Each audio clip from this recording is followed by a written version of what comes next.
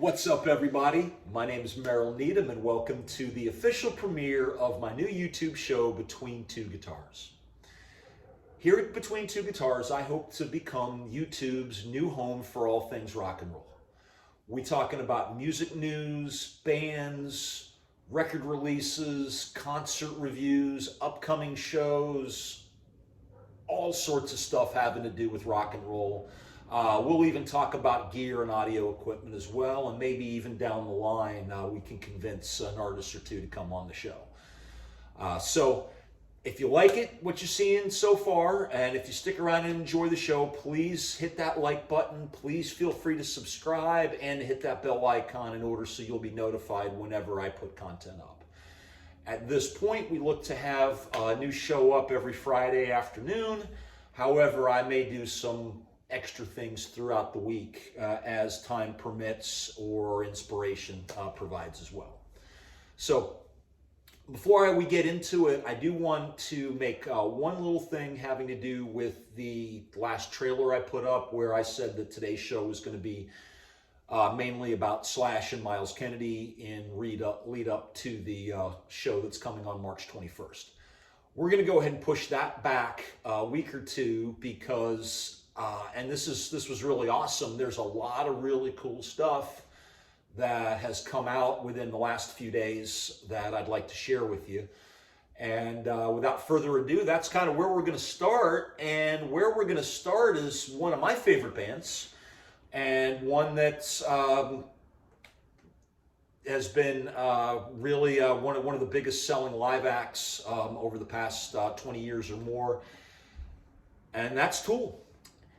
And Tool has finally announced that after 2 years, we're getting a vinyl copy of their most recent release, Fear Inoculum.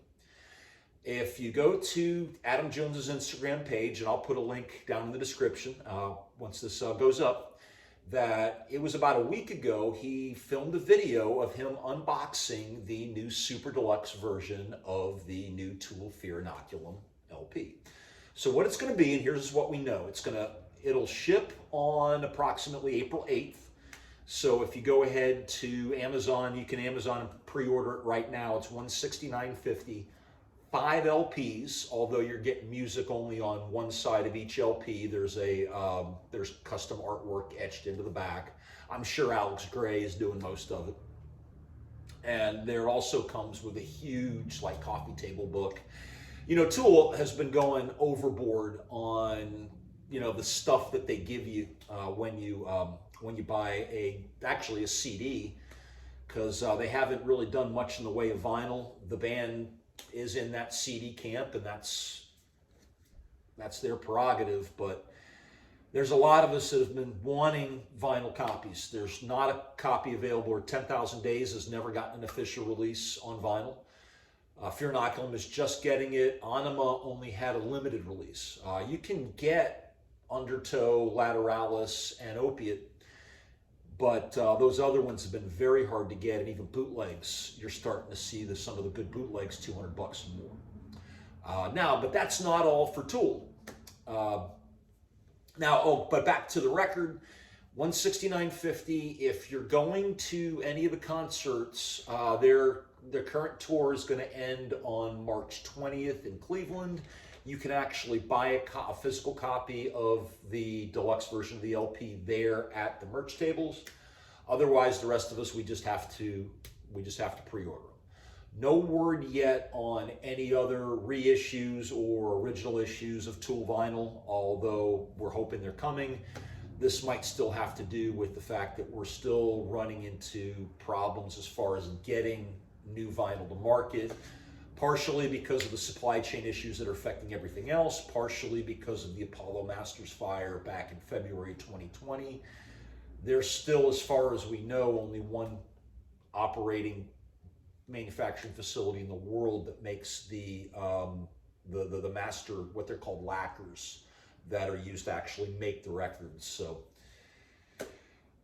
things are starting to open up. We're starting to see a lot more coming out into the market, but there's been no official there's been no official announcement from the recording industry really anywhere about kind of what they're doing to figure out what's happening. One thing that also might even make it harder to get vinyl is that a lot of what we've been seeing in the last couple of years as far as new vinyl reissues have been coming out of the Czech Republic. With what's going on in Eastern Europe, and this is all I'm going to touch with there, you know, how is that going to affect this? But anyway, the good news is right now, April 8th, we're getting Fear Inoculum on vinyl. I'm sure eventually you're going to see, because they're calling the one Super Deluxe, you might end up having like a two vinyl set with not as many goodies. That's a little cheaper. I don't know. I'm going to go ahead and get it. Now, in other Tool and Tool related news, this is not the only Tool music that we're getting. That was recently, they just re-released, and it's available on all the streaming platforms now. They went in and reimagined and re-recorded the song Opiate, which was the title track of their original EP that came out in like '92. And it's being released as a Blu-ray with a 42-page book. And that's available for pre-order. It's going to be shipping, they said, about the 18th. It's about $30 on Amazon, so not very expensive at all. Nice little thing for them. Maybe we'll start seeing new music, maybe another live, or maybe a reissue of Salival, which I'd love to get with the stuff on Blu-ray and maybe on vinyl. One last thing for Tool, because it's just been Tool week almost. But Adam Jones has also been using his Instagram page to tease a release of another signature guitar. Although this time it's not Gibson, it's going to be Gibson's, I guess you could say, lower cost sister company, Epiphone, that'll be releasing the guitar. So it'll be a lot more affordable. And what they're saying is that it's not going to be as nearly as limited a release. Last year and the year before, Gibson did versions of the 1979 Les Paul Custom Silverburst that Adam plays on stage. Both runs the guitars were 10 grand. They sold out in minutes. The most recent version, there were only 79 that were offered. And if you're going on Reverb right now looking for examples, you could pay upwards of $20,000 for one. Naturally, the Epiphones are not going to be that expensive. Gibson has been they've mentioned a little bit, and I've gotten confirmation that yes, these are coming out. I just don't know when, what the price is going to be, or what all the features. Prevailing opinion is that it's not going to be an aged version like the two Gibsons were. The two Gibsons were actually some of the earliest examples of artist models that were aged as part of Gibson's Murphy Lab, which is, if you don't know anything about that, it's just this whole new way Gibson has of making new guitars look like their old guitars. So you can actually buy a replica of a 1959 that is made to look like it would look like today if it was actually made in 1959. And some of these things are amazing. If you go to the Gibson Garage in Nashville, they've got examples in stock there, and they're just awesome. You can also do made to measure and all sorts of stuff. But back to the Adam Jones guitar, it'll most likely look a lot like the Epiphone Les Paul Custom Silverburst that they've had, for the last couple years. There's one actually at the Guitar Center here in Pineville, and it's about $800 or $900 if I'm correct. My guess is that when the Adam Jones guitar is released, it's going to probably look a little closer to his version, and I'm guessing it'll also probably be a little north of $1,000, but probably not much. My guess is about $1,200. Can't wait till they officially release it. Can't wait to see the pictures, and hopefully I'll even be able to get my hands on one of them when that happens. But, for all of you Adam Jones fans that play guitar that wanted one of those Gibson Les Pauls but couldn't afford it or couldn't get your hands on it, the Epiphone is going to be a real nice option. So that's it for Tool, but I've got some more really cool news that I just found out about this week, is that we are getting the return of meet and greets at concerts. Not all of them yet. Slash isn't doing them on his tour. I'm not getting any, or they're not getting any for the Mammoth WVH Dirty Honey run that's coming. But Jerry Cantrell is actually, it looks like he's one of the ones that are starting the trend. And he's doing a couple of interesting things with his meet and greets, which has really actually caused me to kind of get behind it, because initially I was not always the biggest fan of meet and greets. Mostly because I remember the days when after a show you could go up and meet the artist sometimes if you were lucky and you didn't have to pay. I didn't pay to meet Ronnie James Dio after a show at the Grady Cole Center here in Charlotte, and it's too bad. Actually, they tore the building down recently. They're building something else. I don't know exactly what it is because, well, you know, post-pandemic, a lot of us don't leave the house as much as we used to. But yeah, I was never a big fan of the paid meet and greets. But I remember the days when artists actually made money from their music. When if you wanted to hear the music, you would actually have to pay $6. And even though, I mean, I don't do the illegal file sharing. I'm a user of Apple Music. I've been using it since day one, and I love it. But face it, you know, $20 a month, and I can't remember what the exact monthly fee that they take out, but I think that's about it because I got the family plan. But anyway, but $20 a month is a heck of a lot less than I'd be paying if I was buying, you know, those CDs or even cassettes or vinyl records. I'd be spending a lot more. The artists aren't going to get as much. So that's something to remember. They still got to eat. They still got to be able to make the music that we love to hear. They still got to be able to, you know, put on these tours and front a lot of money before we even show up and pay our ticket prices. So paid meet and greets is just another way to go ahead and do it. But if you're going to do it, give the fans something of value that is going to be really above and beyond the actual just the concert experience. And I'm sorry, saying hi and taking a picture may not just be it. But Jerry Cantrell is doing something that I just absolutely love, and I wish that I could do. But for his meet and greet, it's $5,500. Yes, I said it right. It's $5,500, but you get a guitar. That's right. Jerry Cantrell in 2020 became a Gibson brand ambassador. Last year, they released a version of his what they call Wino Les Paul, which was I guess you could say an artist copy of his Les Paul guitar. It fetched $9,000 and sold out. It didn't sell out quite as fast as the Adam Jones, but I think it still sold out same day. It was a beautiful guitar. If you want to see a version of that or a good video on that, check out Trogley's Guitar Show. He actually was able to get a copy that he documented. Check out his page. I'll try to provide a link if I can find it.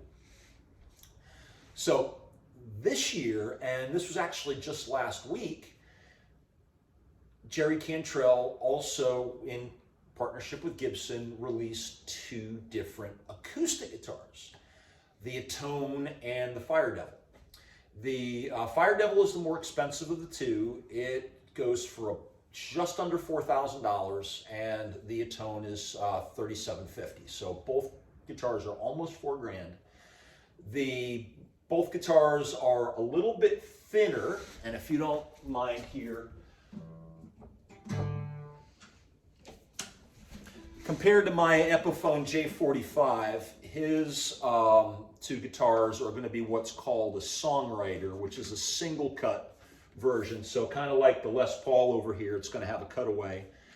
His guitar, other differences here, it's going to be a little bit thinner. My J45 is a Dreadnought and it's huge. And where with mine is mahogany back and sides, his guitars are going to be rosewood back and sides, still a Sitka spruce top. The Atone guitar, which is the cheaper of the two, but the one that is going to be offered with the meet and greet, has this really cool pick guard that comes around the center that almost makes the sound hole look like it's square from the distance. It is a really beautiful looking guitar. I can't wait to get my hands on one. You can buy one. You can actually, it's a pre-order at this point because they sold through the first run, but on Gibson's website, it's going to be $37.50. You could probably also get them online at either Guitar Center or Sweetwater. Both of them are really great companies. Just remember that when buying a Gibson guitar, sometimes it may be a little bit harder. You may have to wait a little longer. I tend to take the 7-hour drive down to Nashville to the Gibson garage. That way, I'm pretty sure they're going to have what I want. And they've got some great people down there, but not everybody's close enough to Nashville. So anyway, first thing you get is going to be the Jerry Cantrell guitar, but it's going to be signed. So even though the guitar itself is only $37.50, once you get Jerry Cantrell's signature on it, you know, you can pretty much add another $1,000 to $2,000 onto the price of that guitar. So really, this meet and greet, you know, it's almost that one guitar pays for it. But that's not all you're getting with this package. You're also going to get Jerry Cantrell's, what they're referring to as a Brighton pedal. Brighton is the name of the new album that Jerry Cantrell released a couple months ago. If you haven't heard it yet, it's phenomenal. You know, the best way I can think of it, it's like, you know, the slower, more acoustic versions of Alice in Chains. If you remember the EP Jar of Flies or Sap that they did when Lane was still around, that's kind of the vibe that Brighton has. So, you know, Jerry Cantrell has been the lead guitarist and the driving force of Alice in Chains since its inception. So naturally, his solo stuff is going to sound a lot like Alice, and I'm okay with that. So we've got this Brighton pedal. I don't know what the pedal is or what it does because there's not been official release anywhere. I don't even know who makes the pedal. He's had a deal with Dunlop in the past that have released some different Jerry Cantrell pedals. With him being a Gibson brand ambassador now, does that mean he's going to be putting out his pedals through either Mesa Boogie or Maestro, which Gibson just brought back? I don't know the answer to that, but I'll definitely let you know when we find out. So you get the guitar, you get the pedal, you also get to meet him and get a picture, and he will sign one other item. And one thing that I did verify is, yes, that one item can be another guitar. So say, for instance, I dropped $5,500 for this meet and greet. I'm getting a $4,000 guitar with Jerry Cantrell's signature on it, and I'm getting my Les Paul signed by Jerry Cantrell, which is something that I would not be upset about. Not that I'm looking to sell these guitars, because I won't, and I wouldn't ever, but just, you know, having Jerry Cantrell's signature on my Les Paul and seeing that whenever I play, it's no secret. He's one of the reasons why I play guitar. He inspires me, his music. Plus also, he helped inspire me to get sober. Not the only one, but you know, that's him getting sober and staying sober and seeing how he's had success since that. That's one of the things that factored into my decision. So anyway, $5,500 gets you all of that. Now, if you want to do a meet and greet, but you don't have $5,500 and or you don't really need another acoustic guitar, which I don't, there is another version of the meet and greet that's only $300, and you still can bring an item to sign which still means that I can get my Les Paul signed, still get to meet him, take a picture, see part of sound check, and there's a bunch of other good stuff. April 9th, he's coming to Raleigh. April 10th, he's coming to the Fillmore here in Charlotte. Tickets right around $50. What I looked at, 2 tickets with service charges is going to set you back $107, which ain't bad at all. If you ever get a chance to see Jerry Cantrell solo, it is, they're amazing. The band that he brings with him. A little different than Alice in Chains, but if you're a fan of Alice in Chains, you'll like it. Again, check him out when he comes. Check out the album Brighton. It's out in stores now. And also, hey, the meet and greets are starting to come back. I wonder who else we'll start to see in the coming months. And the last piece of rock news when it comes to releases that I want to go over, and I can't wait to talk about, again, another finally, is that we have now a release date for the 40th anniversary reissue of Rush's Moving Pictures. Thank God. Now, the actual 40th anniversary was last February. The original idea was they were going to have they were going to have all this out by about September, October, so everything would be available for Christmas. Unfortunately, when I mentioned the Apollo Masters fire, that put a damper on things. Also, somehow Adele was able to have 500,000 copies of the new album, 30 pressed in advance, which kind of took priority over everything, which is why you are seeing copies of Adele show up everywhere. So even where you don't see records, you'll see 4 or 5 copies. They're in Barnes & Noble, they're in Dillard's, I think they're in 7-Eleven now too, but I don't know. That was part of it, and then also Walmart has gone full force into the vinyl game, and they've got some pretty cool releases as well.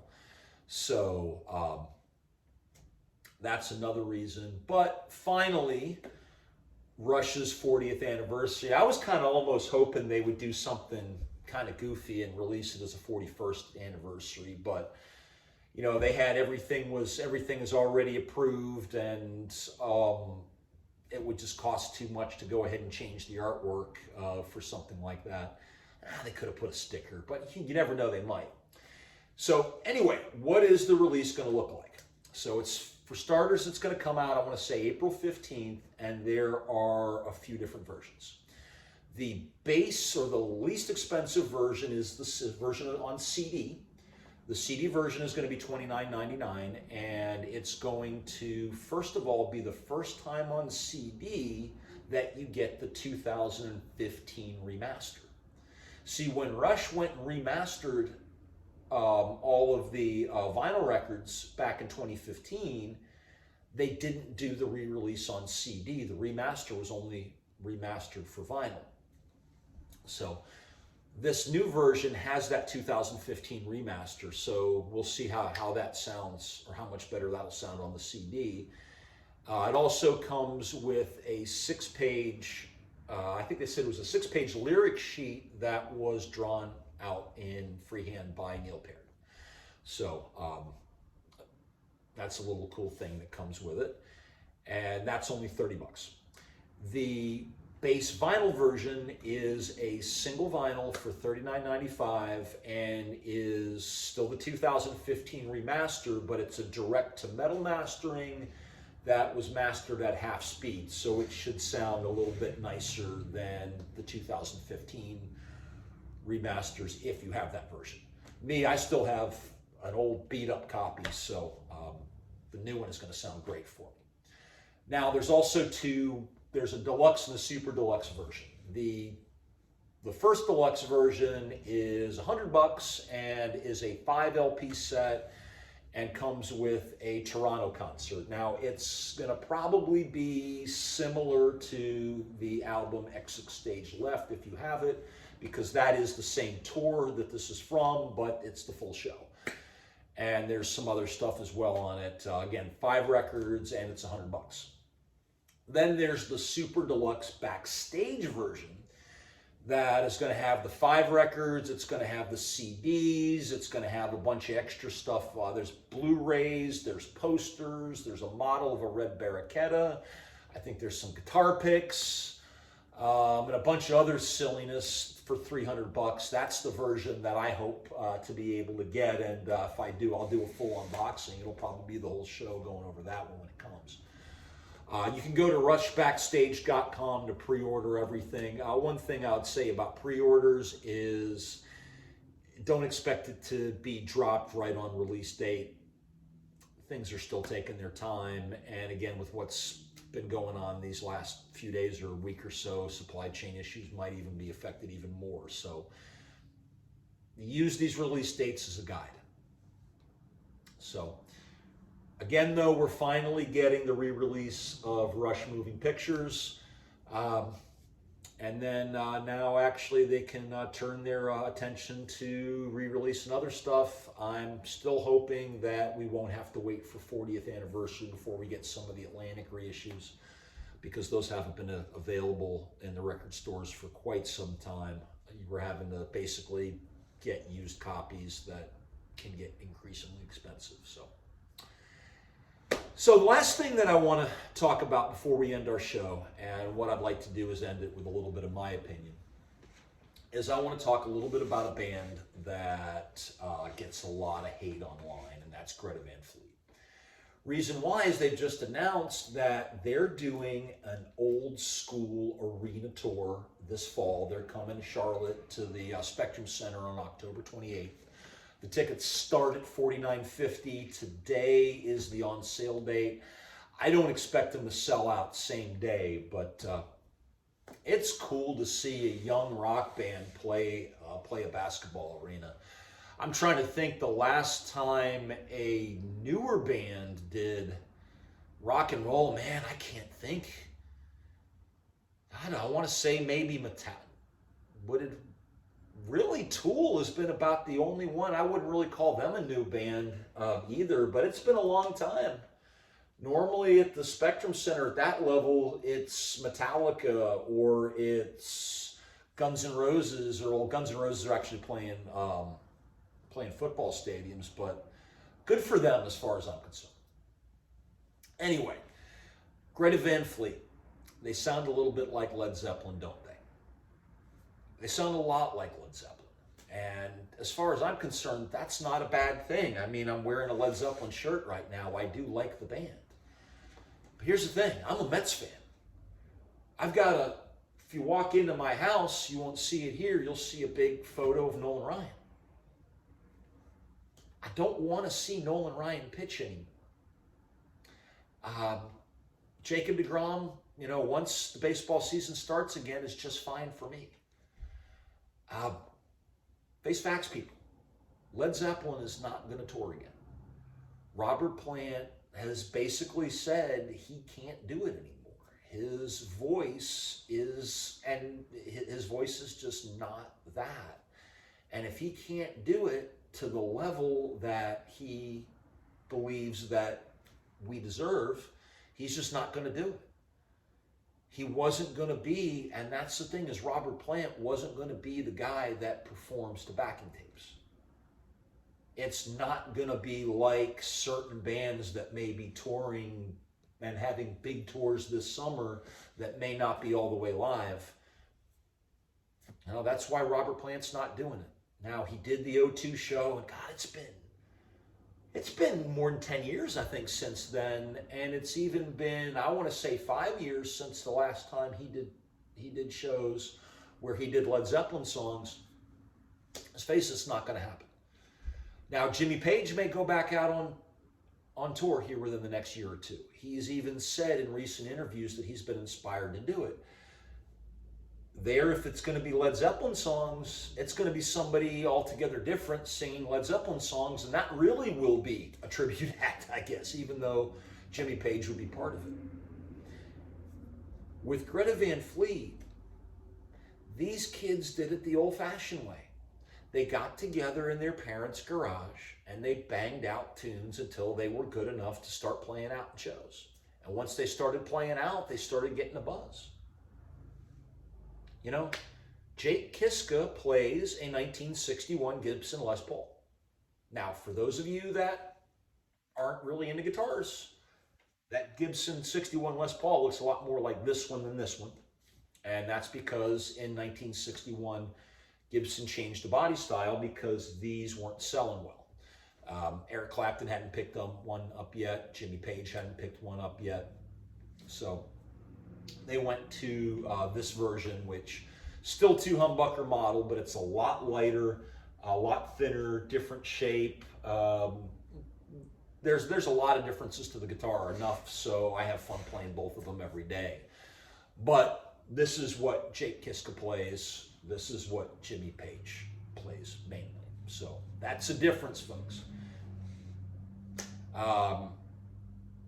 You know, their singer, its last name is Kiszka, and his name is escaping me, so please accept my apology there. He sounds like Robert Plant. You know, he can't help so much what he sounds like. They play certain guitars through certain amps that have certain types of guitar tones, so they're going to sound like Led Zeppelin. And again, I'm fine with that. Also, remember the most blatant rip-off songs. You know, they wrote Safari's song when they were still teenagers, while they were still in high school. You know? What do you expect out of a 15-year-old kid? How many of you with 15-year-old kids have been able to do what they did at that age? In their early to mid-20s right now, because they're still kids themselves. And when you listen to an album like The Battle at Garden's Gate, which is their album that came out last year and I love, yes, the songwriting sounds like somebody in their early 20s wrote the lyrics. You know, you need coolin', baby, I'm not foolin', I'm gonna send you back to schoolin'. You know, that's not Bob Dylan level either. So just remember that, folks, if you're being a little harder on these kids. But you know what? Greta Van Fleet has put out now 2 full-length albums and 2 EPs. Each one of these have shown growth as far as I'm concerned. Now they're playing arenas and they're bringing out younger bands themselves. Having Greta Van Fleet have some success, I believe, helps the genre. It's, you know, kids getting into Greta Van Fleet, they're gonna be a gateway to Led Zeppelin eventually. All of us old folks screaming and yelling at the kids, they sound just like Led Zeppelin. The kids are listening, are figuring that out. You know, one of my son's best friends is, you know, wears Led Zeppelin shirts all the time, and that's his favorite band. And this kid plays guitar. So that's what Greta Van Fleet is doing. And you know, who am I? You know, the Mets are still the Mets once they get back to playing games, whether Mike Piazza is still on that team or not, whether Nolan Ryan is still pitching for that team or not. You know, Greta Van Fleet is a rock and roll band. And yeah, they borrowed from their ancestors. Just like back in the day, we used to call Rush and Aerosmith Zeppetators. Their first couple albums especially, they would even say, yeah, we wanted to sound like Led Zeppelin, and they did. They're in the Rock and Roll Hall of Fame now. So's Aerosmith. Now Kingdom Come won't be. But Greta Van Fleet ain't Kingdom Come.